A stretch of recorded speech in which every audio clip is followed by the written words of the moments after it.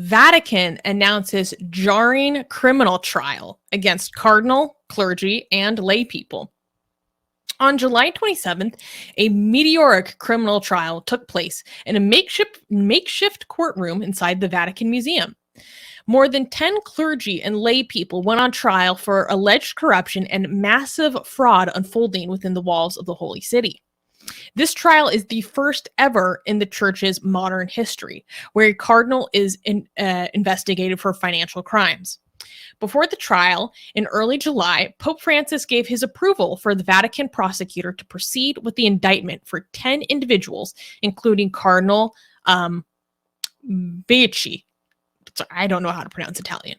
The individuals were accused of extortion, abuse of power, fraud, embezzlement, and money laundering.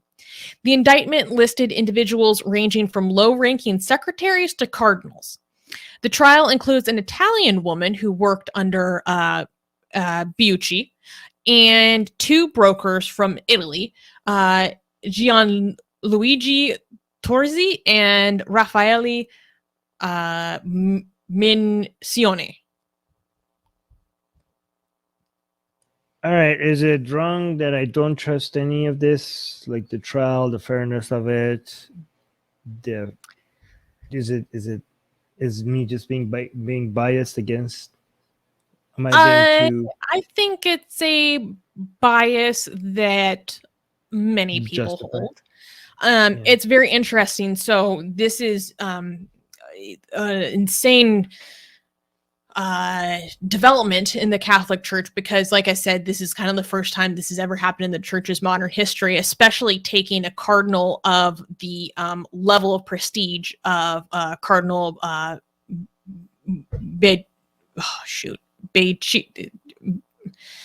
Cardinal B. I'm just going to call him Cardinal B.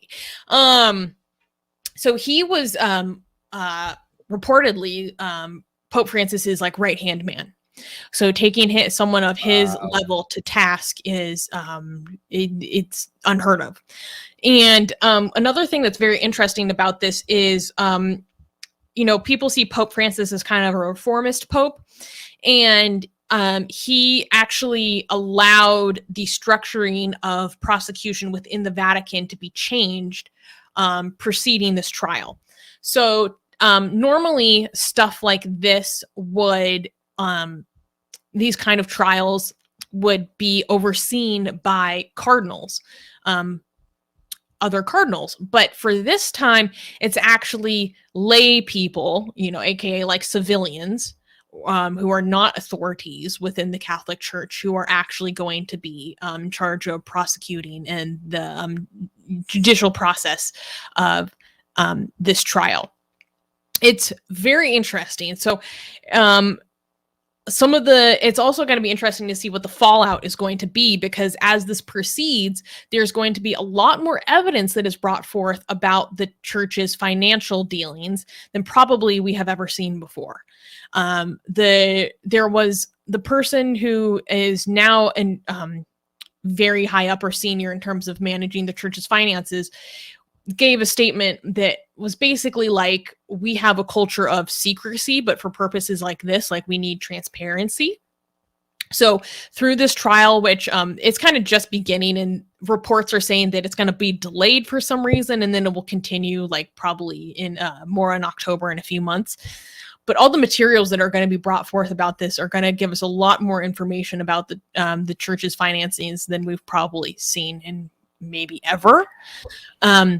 It partially involves a real estate investment in the Chelsea neighborhood of London, which is one of the like most posh, expensive places in the world to get property.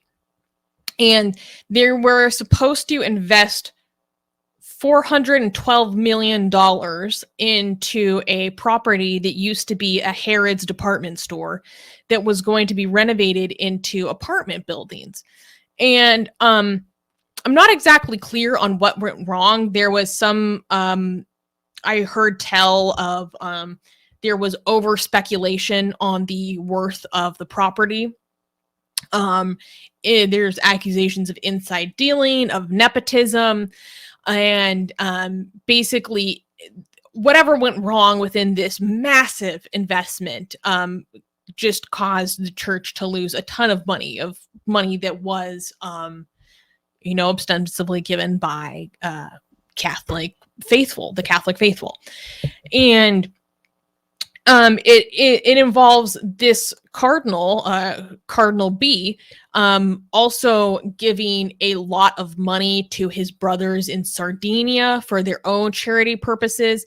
It involves him giving money to this individual who's been described as an intelligence officer for the Vatican, something like that, like an intelligence official. I didn't realize that the Vatican had intelligence services or something, but I mean, it's a country, so I guess. But it also gives me lots of like ideas for, like, are there nun spies? Are there priests who are spies? Anyways,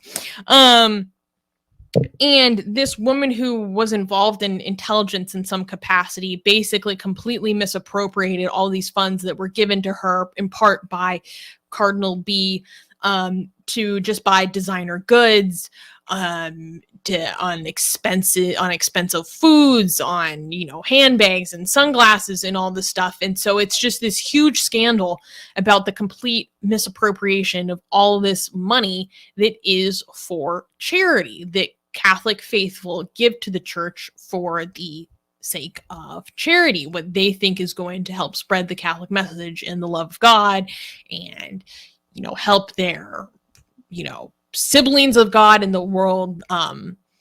It just completely flushed down the drain. There's a lot of that's the broad overview. all right. So is it fair? Because I was gonna say this, but I think Andrew on Facebook already said it better than I was gonna say. It seems like what took the church to take action against its highest members was money, not child abuse, right? In this case, yeah. Oh, you're talking about a double standard. Yeah, and okay. See, let me find Andrew's comments, because I was going to say it before Andrew, but Andrew said it better here. Don't say the R word, by the way. Yes. Andrew is saying the Catholic Church has over 1,000 years of child R word. I assume you guys know R-A-P-E. Just say R-A-P-E. By the clergy, but it took losing a bit of money on a property deal to change the rules to prosecute a cardinal. Is that fair to describe it like that? I think so. To be honest, I don't have a good understanding about how prosecution within the Holy See occurs. For all I know, that could not be a fair comparison, because they could be completely separate. I mean, but we don't have any cardinals getting in trouble like as they should be, obviously, for all the child abuse. Like, we don't have that. So it just took them like, okay, it seems like the red line is like your cousin got money now. So that's like, you can't do that.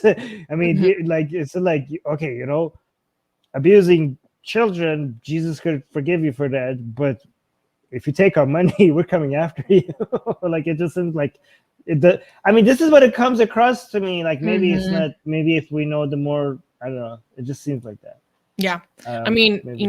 I grew up in a Catholic family. I went to Catholic schools. I was a Catholic. I was baptized in the church. But they don't teach you how the actual structure of the church works. They don't teach you how things are prosecuted. They don't really teach you much about the structuring of the cardinals versus all this. So that's a little bit opaque to me. But Andrew also had a very interesting comment where he said, nepotism, the term originated with the assignment of nephews to important positions by Catholic popes and bishops. And then he credits Wikipedia with that fact. That's new to me. I didn't know that. So they're charging them for things that they are the origin. They invented. Yeah. Okay, so here's the thing. Here's another question. What's going to happen to them? Like, do they have jails? Like, are they going to... Like, what is it going to happen? Like, oh, we have decided that you are corrupt, and here is a letter of warning. Now go and be a good cardinal. Like, Like, is that what's going to happen to them? Are they Yeah, I going to go mean, to jail? I believe this cardinal has already been stripped of all of his positions and authorities. I don't know if this will cause him to be defrocked. That's a good question though, because it's not like the Vatican has a penal like they don't have incarceration, do they? Like, do they have a jail? Does the Vatican have prison? Is there a jail under the Vatican? We need answers. But and something that also confuses me about the relationship that the Vatican has to Italy is like there are some Italian a lot of the lay people involved in this are Italian nationals. There's a Swiss national that's involved. So I don't know to what extent their actual like host countries are responsible for taking on incarceration or the actual sentencing or penalization of their crimes. I have an answer. Mm-hmm. The answer is the Vatican has no prison system apart from a few cells for pre-trial detention. People sentenced to imprisonment by the Vatican serve time in Italian prisons with cost covered by the Vatican. So they outsource it to Italy. So they outsource the imprisonment to Italy, and Italy's government just sends the Vatican the bill. Interesting. So Italy actually, imports prison services. I mean, exports and prison services. Wait, what if I get imprisoned by the Vatican, and then they send me to Italy to go to jail right outside their walls, and then I try to claim asylum in Italy from the Vatican? I don't even know. It's a mess. It's a legal mess. Would they? I need to go to the bathroom real quick. All right. You go. I'll be right back. I'm gonna hang out with the people. Me and the people while Susie is there.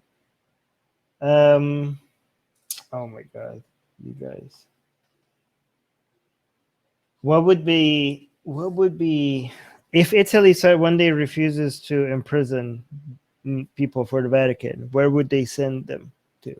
Which country would be the next? They would probably have to start building their own jails.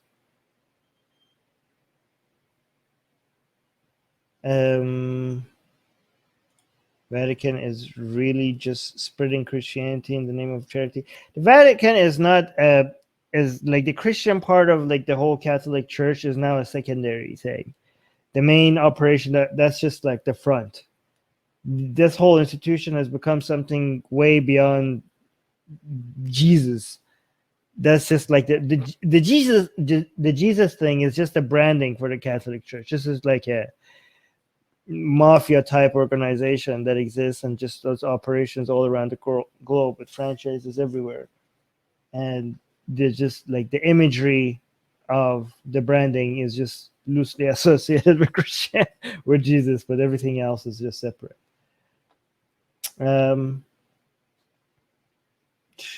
Guys.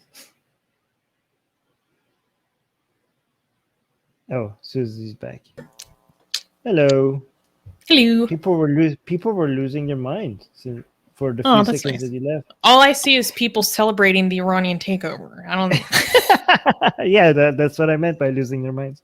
Anyways, now I need to take it. Man. Okay, let's see what the live chat is taking about.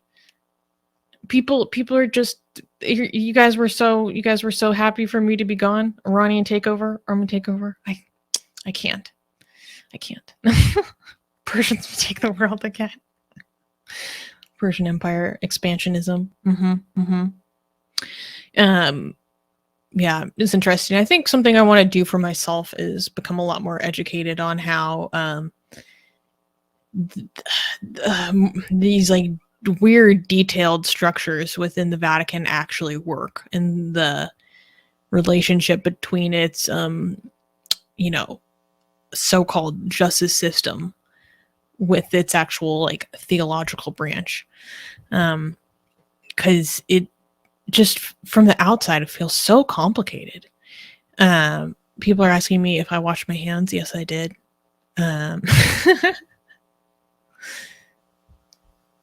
Were you're back. people consistent? Did they celebrate white people takeover?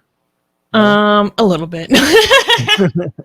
Hey guys, if you're a fan of blasphemy and sexy Callie, like me, then you need to be sure to subscribe to our newsletter, link in the description below. Because if you subscribe, we will send you a free copy of our blasphemous art ebook. And let me tell you, it is the tastiest blasphemy that you can find anywhere available today. And we are so generous with our blasphemy that we continue to send you more blasphemy every week. So make sure to subscribe, link in the description below.